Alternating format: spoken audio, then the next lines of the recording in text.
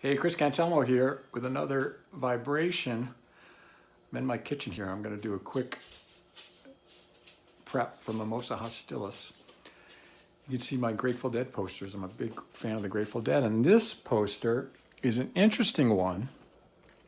This is, I've got what, number 333 out of 500 of this particular print. You notice that Grateful is spelled incorrectly. This is a poster that was done in, what, 1970 or something. They had been around long enough where people should have known how to spell Grateful Dead. But anyway, so what I've got here, this is 100 grams of powdered Mimosa Hostilis, apparently from Hawaii. I can't verify that for sure, but supposedly from Hawaii. And that's a crock pot there. And this is a measuring cup. And what we're going to do is I'm going to show you how I like to purify DMT from this stuff. And what I want to get across to you is how simple the process is. People get real nervous about doing it. It's so easy. You don't need one of those to do it, so don't worry about that part. The main thing that freaks people out when they start doing this is they think that chemistry is difficult, or that in this particular purification, that things need to be precise. They don't. So let's get at it. This is what you do. You take your bark, put it in your crock pot.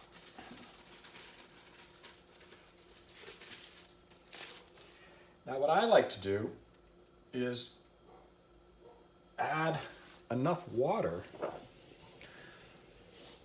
So there, you can we get in there? Can you see what's happening here?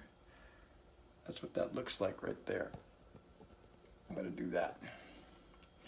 Now that's 100 grams. So I'm gonna start with, I think I'm gonna need about, I'm gonna put about, let's see, if we had 1 cup, that's about 1 cup. What you wanna do is you wanna get all the bark wet without adding so much water that things get diluted. See, I'm gonna add a little more. So right now that's about 2 cups. And you want to, I'm creating a little bit of, you can see the powder,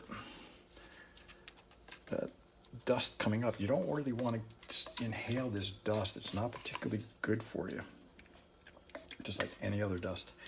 Anyway, so you do that. You can see, you get it. Just like you were making tomato sauce or something. Stir it around a little bit. Just want to get all the bark nice and wet. And now I'm gonna go grab my vinegar. Be right back.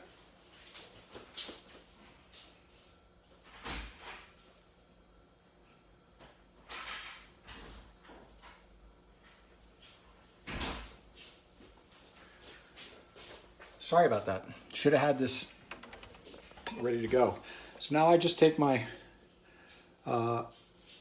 distilled white vinegar, and I'm gonna pour, I don't know, maybe half a cup, just a little.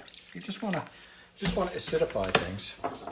I'm gonna add another, I think we're gonna need about another, so a total of a cup. Add a half a cup of vinegar, bring it up to another cup. So now I've added a total of 3 cups to 100 grams.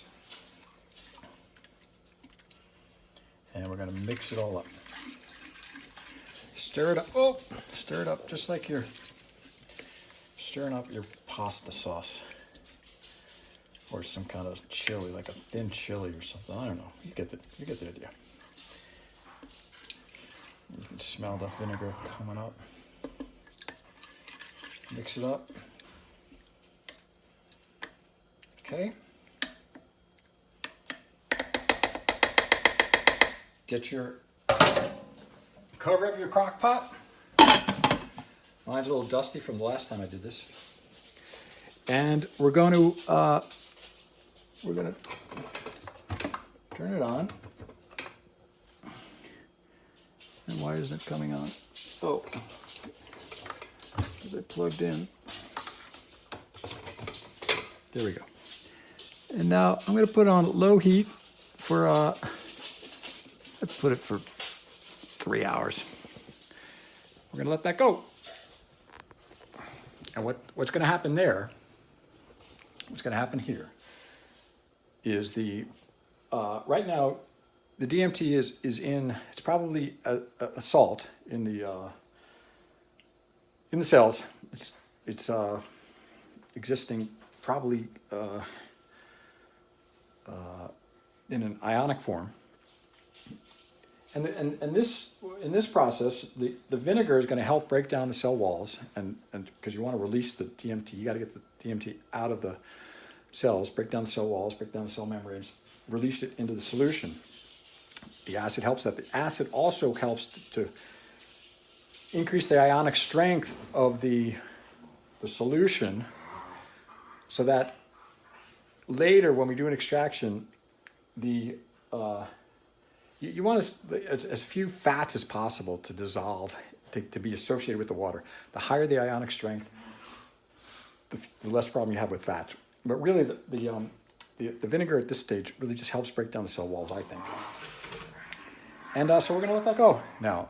And then I'll make another video in 3 hours, or when that's done. What I'll probably do is just let it, turn it off in 3 hours and let it sit overnight. It doesn't matter. You can do it. This stuff isn't time sensitive or anything. It's real. These compounds are really stable. So I know a lot of people get crazy in the beginning of a Gordotech, and they want to weigh everything out perfectly. You know, don't get silly. Don't get crazy. This is a very simple extraction. The only critical part of this whole process, and you'll see it in a subsequent video, is when once the DMT is in solution as a salt. Right now that's an acidic solution.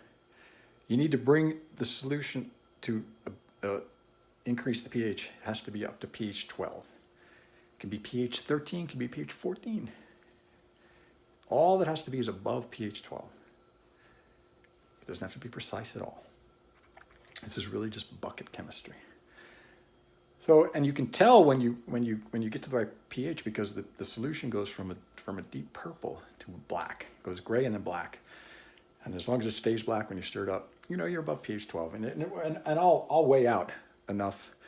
We're gonna see how much solution comes out of this, and based on the total volume we have, we're gonna add enough sodium hydroxide to make sure by the book that it's pH 12 or above. But you'll see it's as long as it's greater than pH 12, or at least pH 12, it works. It's not that critical. So see, this stuff is easy. Anybody can do this. It's very simple. More to come. Chris Cantelmo here.